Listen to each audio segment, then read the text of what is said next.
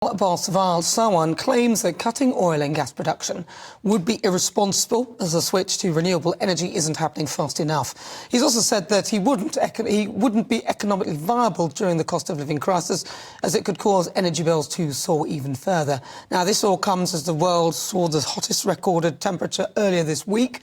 So what do you think? Should the government cut oil and gas production to help climate change, or will it just make the poorest people in society even poorer? Or is it even relevant? Will it even work? Right, so joining me to discuss, Brian Catt, he's an engineer and physicist, and also Sean Irish, he's there from Just Stop Oil, he's a spokesperson.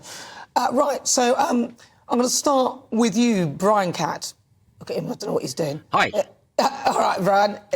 Okay, Brian, so the Shell boss has said that we shouldn't do this, it's irresponsible. Talk to me about where you stand with it. Well, it is totally irresponsible. The world depends on fossil fuels for most of its energy. About 85% of total world energy use is fossil fuels. Even in the UK, it's 73%. And there's no way you can transition to renewables because there isn't enough renewable energy to replace that.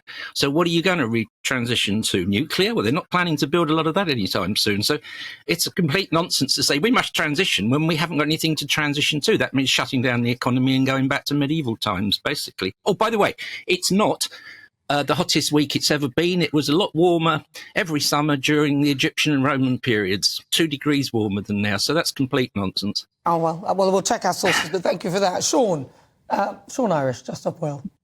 Yeah, thank you for having me on, Nana. So, yeah, we are from Just Stop Oil. We're demanding that the UK government end new fossil fuel licences. And, Brian is to an extent correct. The UK government at the moment isn't putting in the replacements that we need. That is why we are demanding that they do so. At the moment, the UK government is investing more into fossil fuels. Just Rosebank alone will completely destroy our climate targets. Brian is a scientist, or so I've heard. Has he published any accredited papers since his career started in 1980? Brian, he asked you, have you published any accredited papers? Sorry, yes, I have. They're out there on the web. One on energy and one on the volcanism and its effects on the interglacial period, which we're currently in. Well, he has, Sean. So there you go. Listen, and before that, there's an earlier one. Yeah, let's just 1968. I also published a paper on radiation physics, health physics, radiation protection. But I've been in industry most of the time, and what you don't do in industry is publish papers telling your competition what you're doing. Okay, fair enough. So he's answered your question, Sean. Look, Sean, it's laudable aim. Nobody's disagreeing with your aim, but hasn't the boss of Shell got a point that what you're pushing for and why you're pushing for it in this way, we're already going there anyway, but as fast as we can. But if we go too quickly, it won't be beneficial to anybody. We're not going to do it. It's not going to work. Well, I think Shell has a vested interest in making sure we stay away from the stay with fossil fuels. Of course, he's currently right. Again, the UK government is not investing as it should in renewables. The UK government is signed up to the Energy Charter, which means any money that the fossil fuel industry loses will be matched with taxpayers' money. And that is completely wrong. We need to be incentivising the free market by pulling away from these deals and actually allowing green energy to survive and thrive. We should be allowing companies to use the fossil fuel industry, or use renewables at the market rate, which means pulling out of these things. Wind, tide, solar, these are all cheaper, 2 to 3 times cheaper currently at the moment, 9 times cheaper at the height of the energy crisis. If we pulled away from these things and actually let the free market decide, then we would be in a much better place than currently what we've got. Brian. Well, that is, of course, rubbish. The cheapest by a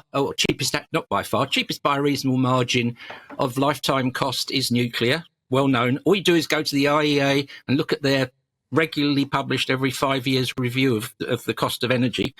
And the only thing you can replace fossil use with, the 73% that even we have in the UK, is with nuclear, because renewables are simply not, there's not enough energy in renewables to actually provide the energy we need currently, 330 terawatt hours, never mind the powering cars and heating homes. There just isn't enough energy. So, and it's more expensive, by the way. Definitely, that's to say that what I said in the beginning, go and look at the actual numbers. They're just cherry picking. If you look at the actual cost, the best thing to do with all this is to let the market decide. As he says, take all subsidies away from everything, If people have to borrow money up front, as you do with nuclear, because it's quite expensive to build one, but then it runs for 60 years for next to nothing, then you might have to balance out the fiscal equation, but no actual subsidy at all. Then let the market decide. I think you make an interesting point, but the majority of climate scientists disagree with you. The IPCC reports disagree with you. The United Nations disagrees with you. The International Energy Agency disagrees with you. You know, we are saying, these are saying that we need to immediately invest and start getting into renewable energy. That is a given. Even if we start with nuclear now, you're a nuclear physicist, you know yourself. From planning to building is about 20 years, and then from build to another 20 years is what it takes to go carbon neutral. We haven't got that type of time. We have got time to build windmills. Brian a chance to respond to what you said. Briefly, Brian, you've got about 20 seconds. OK, well, it takes 7 years to build a nuclear power station. The IPCC have no remit to talk about energy. They don't understand it. And just saying we should do it when it can't work is bonkers. You don't go and do something which you know is economic suicide. Do you accept that we're in a climate crisis? There is no climate crisis. I suggest you look at the Clinton Declaration. You might understand a bit more about it. OK, so you disagree with the IPCC, the majority of scientists. So I think that's a good, it's good to know where you're coming from, that you disagree with science. Well, you do. I belong to a group of 1,500 scientists who absolutely disagree with this because it's not wrong. It doesn't stack up. There's no evidence to support the claims of the IPCC. It's all made in models, not real. Well, can I just very briefly ask you then, Sean, are you happy with the fact that one of the things they're suggesting was to build a load of pylons, over 100 miles worth of pylons, to support the whole idea of electricity and everything powered by electricity? I mean, surely that's damaging to the environment. Pylons have to be built to supply energy anyway, regardless of what form of energy you use. Well, not the hundreds of miles that they're offering to do that. I mean, surely that's quite detrimental to the environment. I mean, are you comfortable with that? I'm not familiar with what you're talking about, Nana. So last week, then, in the papers, they were saying, basically, Keir Starmer, one of his plans was they're going to have hundreds of miles of pylons. Brian, is pylons... We've got hundreds and thousands of miles. No, it was hundreds. I didn't say thousands. No, but we've already got thousands of miles of pylons. Yeah, well, they're going to put some more up to support your idea of this energy. Brian, briefly to you.